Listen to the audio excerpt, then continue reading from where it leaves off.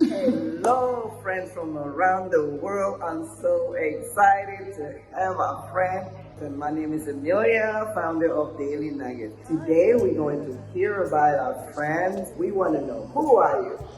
I am Gift Lona from Johannesburg, South Africa, currently living in Beijing, China. I'm a lover of life, lover of people. I always believe in spreading love and just being a positive light in the universe, So that's me to sum up my personality or my character. When I first met you at the Jingshan, when you were emceeing the program, I was watching you from afar. I was like, wow, that's a gifted. I didn't even know what your name was at the time. And then later I found out his gift. I'm like, that is one gifted young man. What brought you to China? I first came to China in 2016 with my mom. She was here for a work conference and I was just like, that's why. I was very interested with like how China and Asian life is. Because the only countries I visited in Asia by then were China and Singapore. So I was very interested in the whole Asian, cuisine, lifestyle, culture, as I do like to travel. So I got the opportunity to come work for EF in 2018, which is English first. And then I told myself I was going to be here for 1 year. Then he fell in love with China. I've been here 5 years Spit it out. Fell in love with China.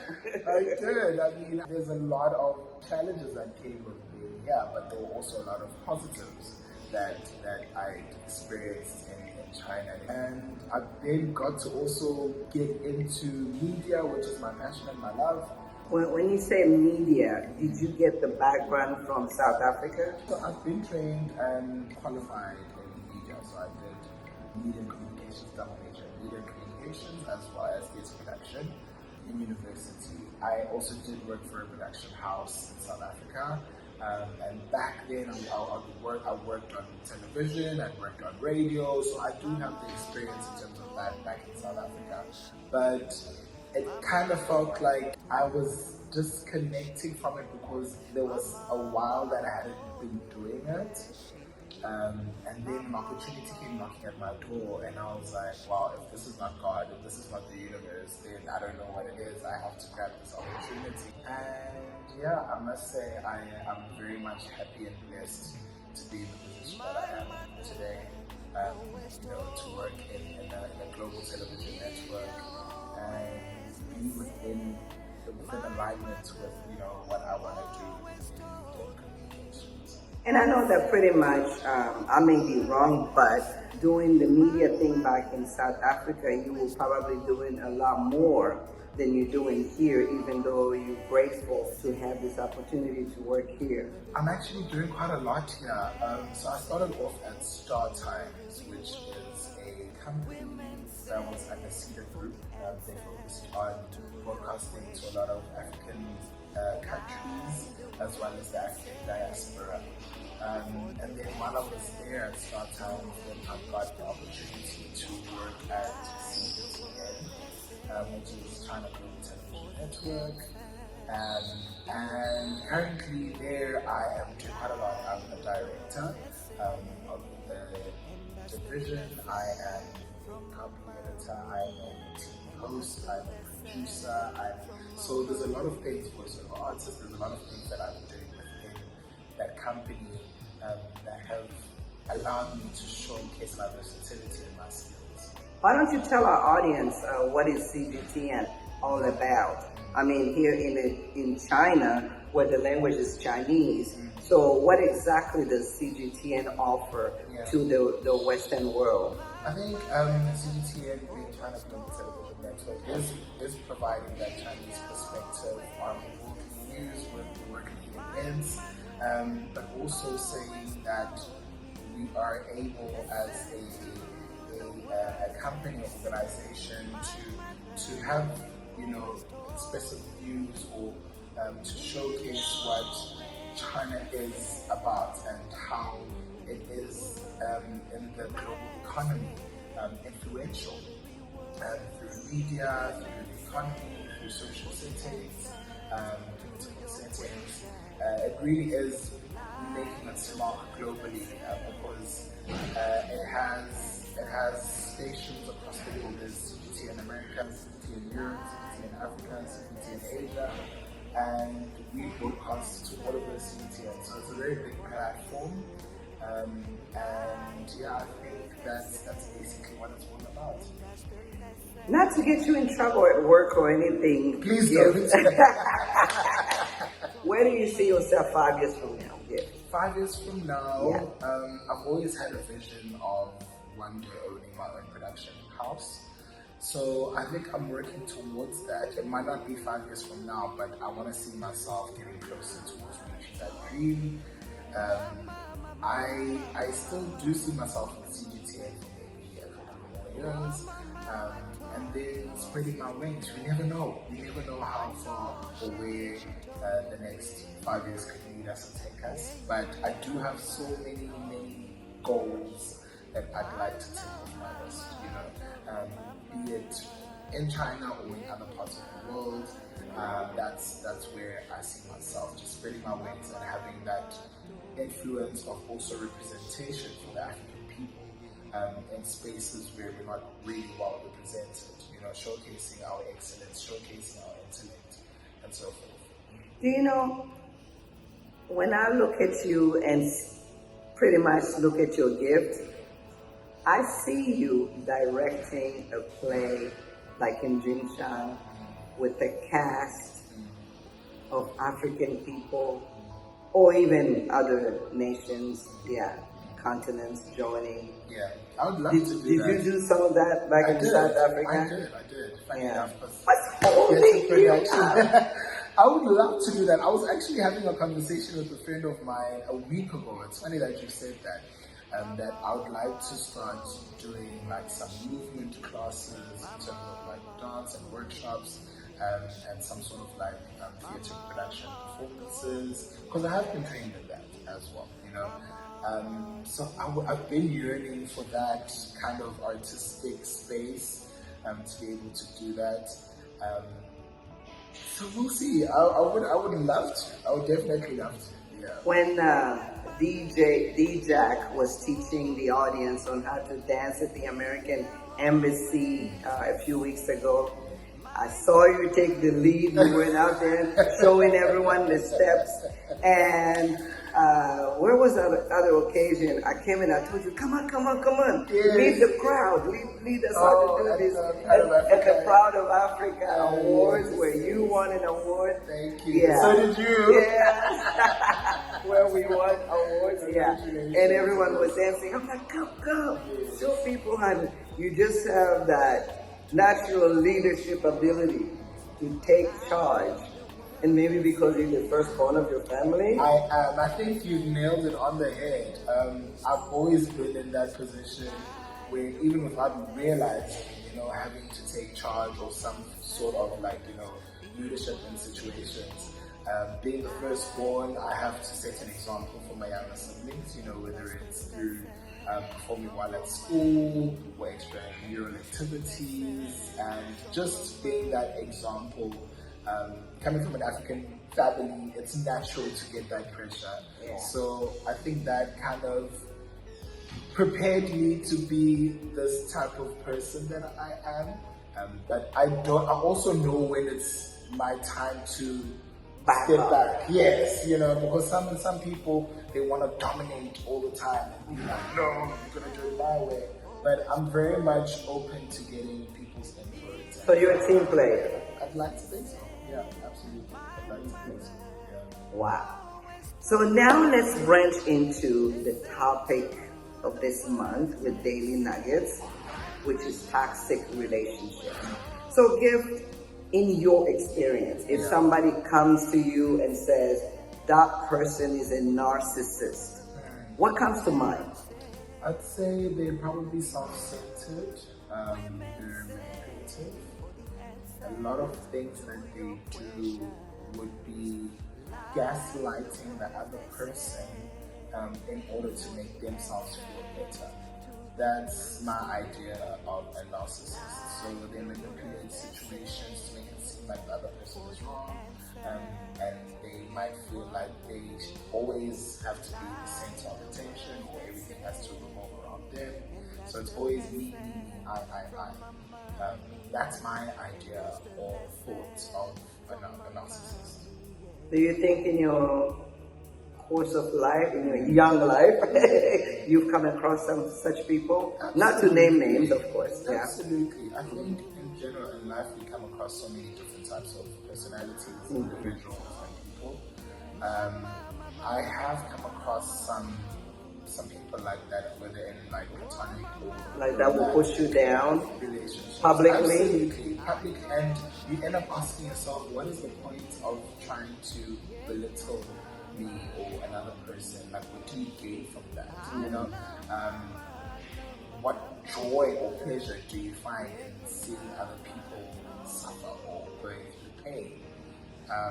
But I guess I'm not a narcissist, so I wouldn't understand why they feel that way. Yeah. So I have definitely come across this type of people. Some I've lost contact with them because I just saw that they were toxic. You spoke about toxicity earlier on, and the older you become, the more you realize how toxicity does not propel a good environment within self-growth or just your daily mental health, physical health.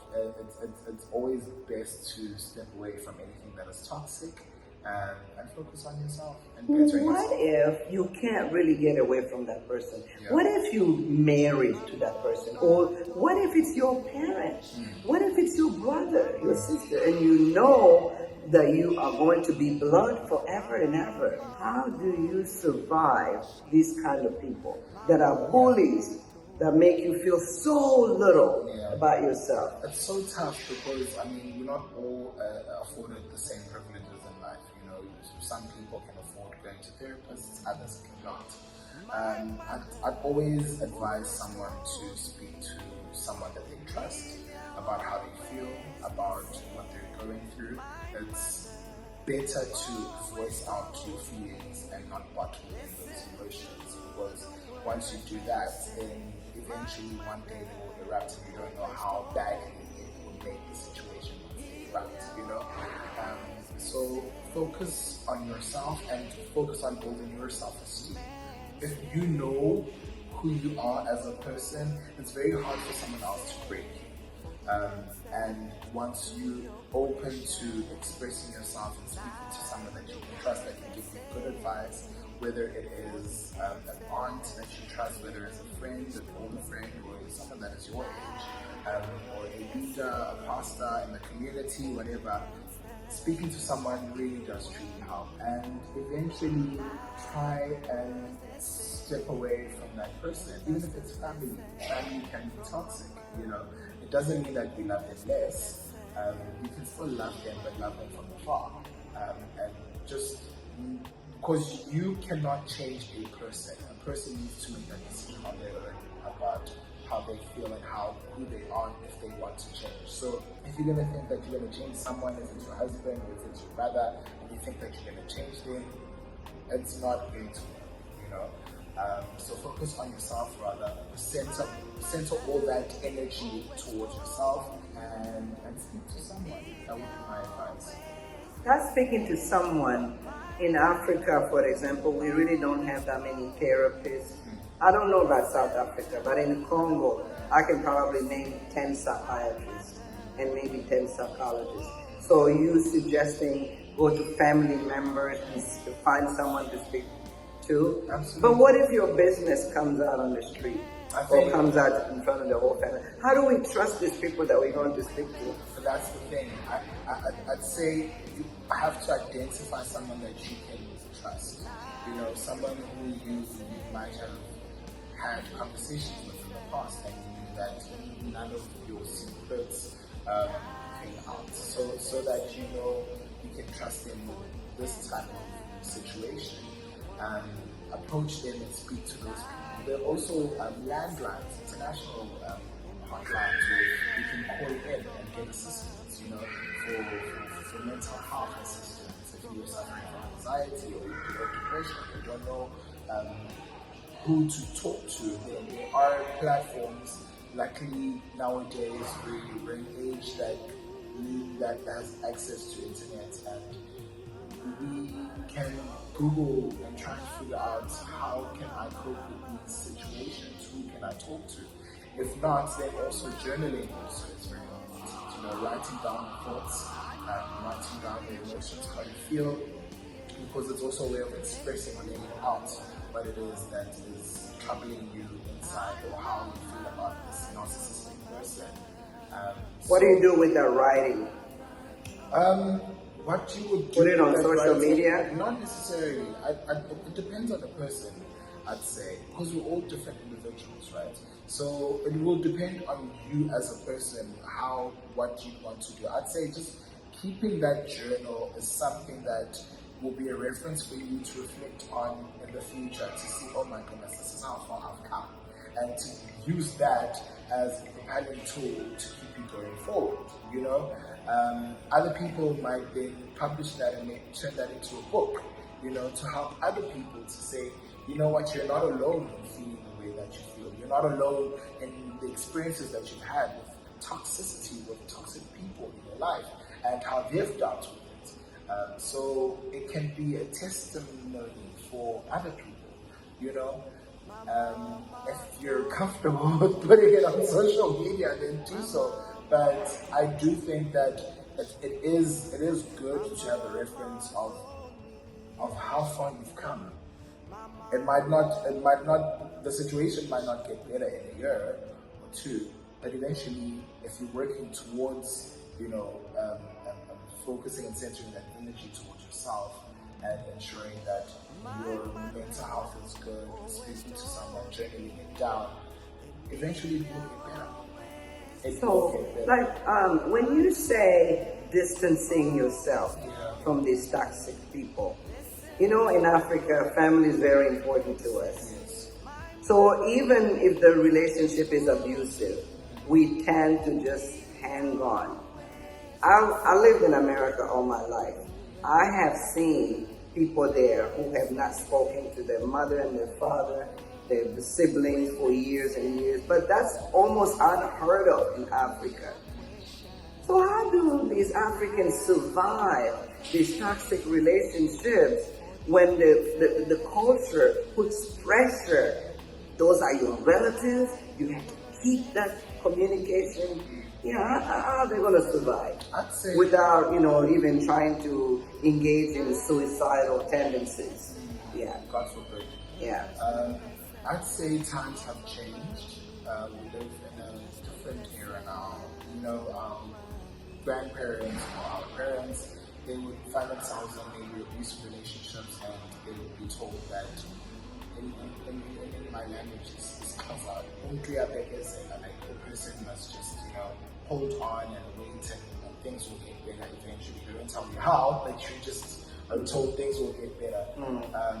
Times have changed now, you know, we're more aware of it. So it's a new You generation. can call it out. So you speak up. You speak up, absolutely. It's a new generation, it's new times, and we're also aware of mental health issues.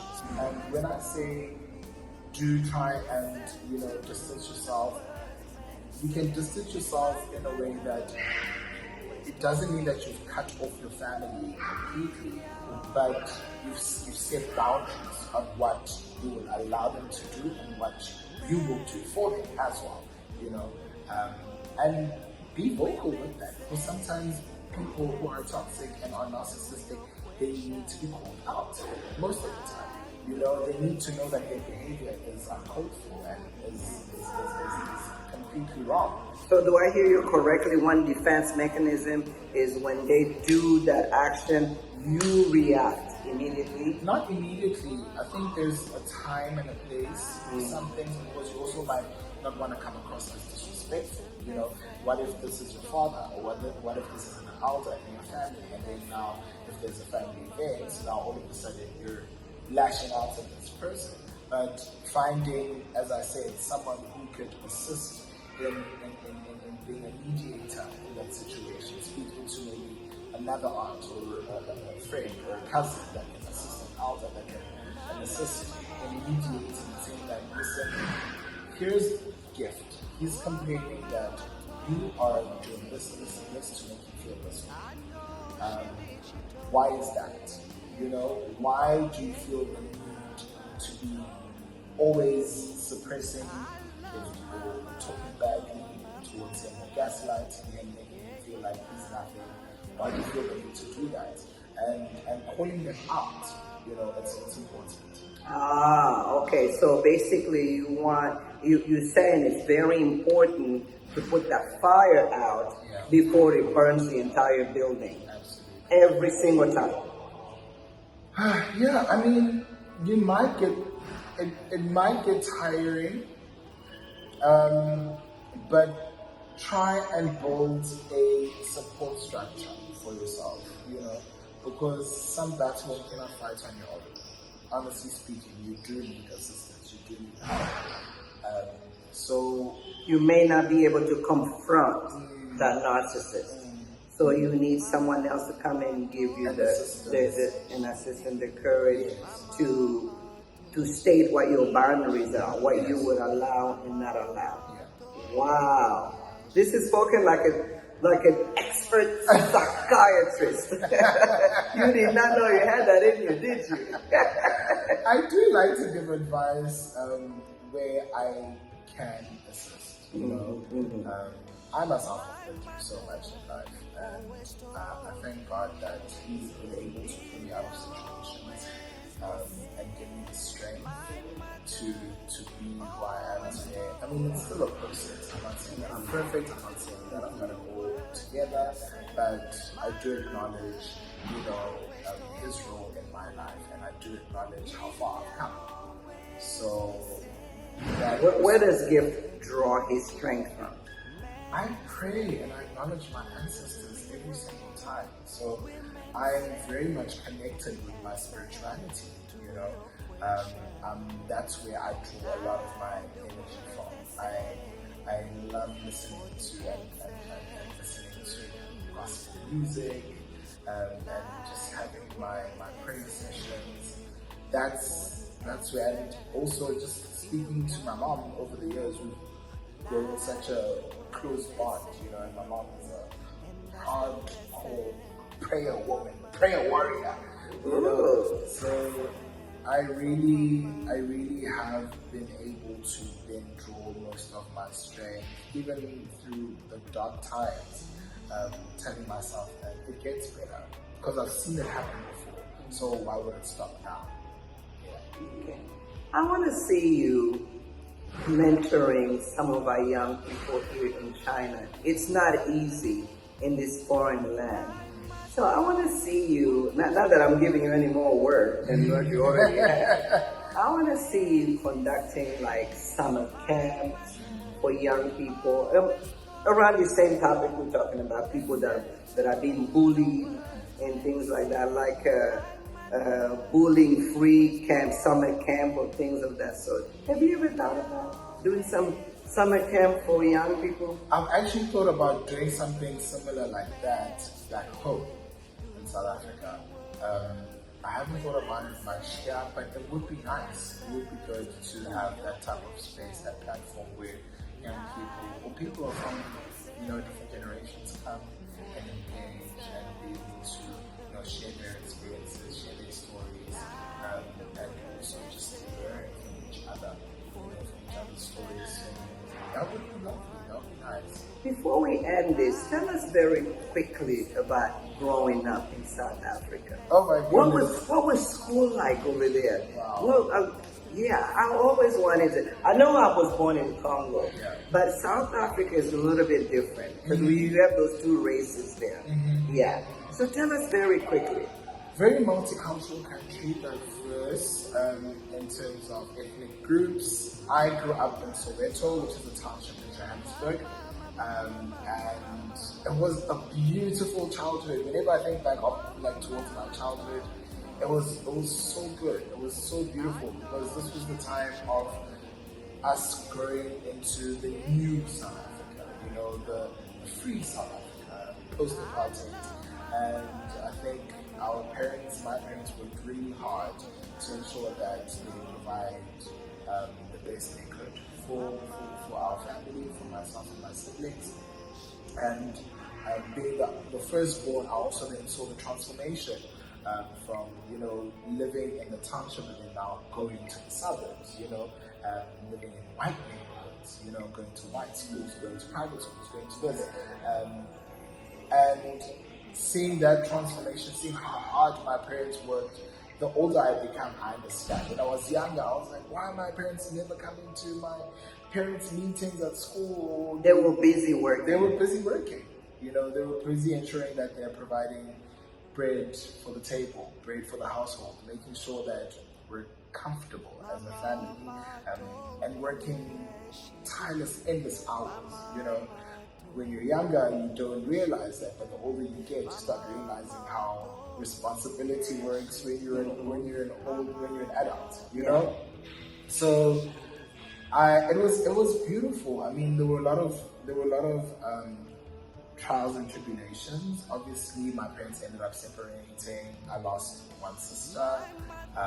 Who passed away in 2008, and that was a very dark time. Was she sick?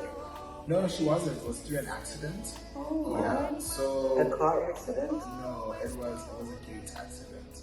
It was a very traumatic experience. But going through that also then helped me, because I was so angry at God for the longest time. Yeah, I can imagine. For going through that experience. But then I also then found comfort in knowing that things happen for a reason and God has a plan for all of us, And at times we might not know what it is, we might not see it, and at times we might be angry and frustrated, but He has His timing. It might not be your timing, but He has His timing. And so, I think it's been a roller coaster, but growing up in South Africa has been beautiful. I mean, I've interacted with so many different cultures, and I speak 6 South African languages. So I beat you. I speak 7. Hey. That's good. I think a lot of Africans find themselves speaking a lot of languages, because we grow up around different, cultural groups. And I think it's a good thing. It's a very good thing. Well, if you had one last word of advice, as this daily nugget. Daily nuggets is all about us learning from each other. So when you look at your life, think of an advice that you always give people. Like you could say something like, always believe in yourself or whatever. What's the one advice, especially, I'm thinking of young people especially. What's the one advice you can give to our young people? What's your nugget? What is the gift nugget that you want our audience to remember? I'd say focus on that passion that you have. That passion is instilled as a gift in you for a reason. God has blessed us with multiple gifts, but there are always those specific passions and dreams that speak to you. Some at some times you might think are wild. You might think that they're far-fetched. But when the more you work towards it, the more you put in the effort, the more you refine your skills, the more you research and you work towards it, the better it becomes, the better it grows. The more it grows, the more you feed into it. So it becomes this gigantic, beautiful thing that a lot of people will marvel at because you focused on that and never gave up on that passion. Focus on your passion. You hear that? Focus on your passion. My passion was math. I never let go of the numbers. But look at me now, I'm doing this. This is my other passion. Yeah. I have so many passions. Travel is one of them. We're multifaceted as human beings, and that's okay. We're supposed to have multiple passions, multiple goals, multiple dreams, and that's natural because we're also multi-layered. Yeah. So there are different sides of us. Thank you so much for coming to Daily Nugget Podcast number 4, número 4, número 4. Oh, thank you so much for having me. Thank you.